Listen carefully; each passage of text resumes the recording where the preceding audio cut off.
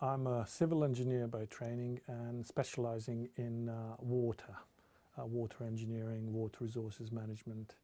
And most of my work is involved in urban water and hydroinformatics. So we're using the power of information and computing technology to plan for better utilization of water resources. And water is a vital natural resource and is quite important, not just for maintenance of society infrastructure, but also for maintenance of life, basically.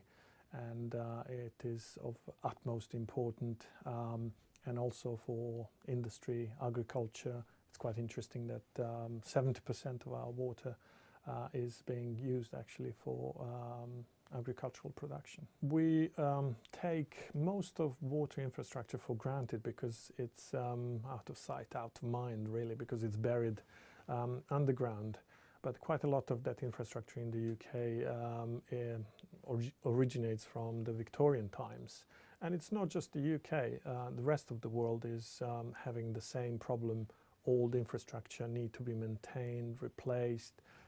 There is quite a lot of investment involved in that. And let's face it, we don't have enough funds to replace everything, say, every 10, 20 years. So what we need to do, we need to focus investment into this water infrastructure, find out where to invest the best for the maximum impact. And some of the work that we have done was to optimize investment over a period of time into infrastructure assets to keep them going. Because in the UK, the way or how much we invest in renewal of our water networks or sewer networks, the rate that we invest is so low that they will have to last several hundred years at that rate that we kind of renew it every year.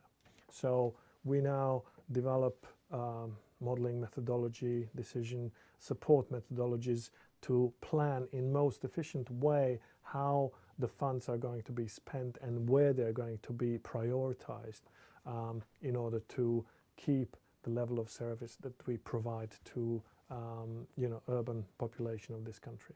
One thing that is quite interesting about water is that we, when I say we, I mean globally on the planet.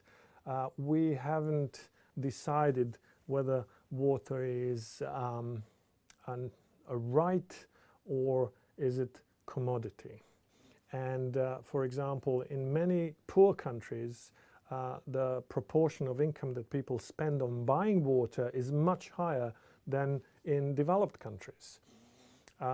Like, for example, when we pay for petrol, we gladly pay for it. When we pay for water, usually we complain about the cost of water.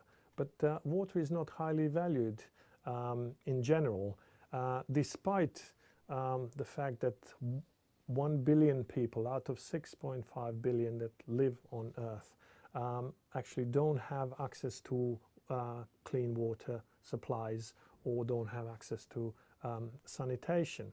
And that's also interesting because out of the total amount of water available on planet Earth, we only can use less than 1% of that water. Most of it is salty, in glaciers or groundwater, so it's very difficult to get that water. The other problem is that timing and location of where water is available is not actually in sync with timing and location where it's needed.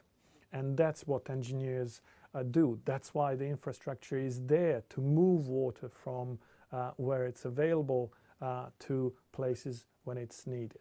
We use modeling tools to model how new and improved infrastructure could help people get better access to water, how we can reduce wasteful usage of water. For example, in this country we still lose 1/4 of the water that is being abstracted, that's been treated, pumped, and brought into the system, but before it gets to the customer, it's lost. So there are ways of using these modeling tools to develop better understanding of how we can use water more efficiently.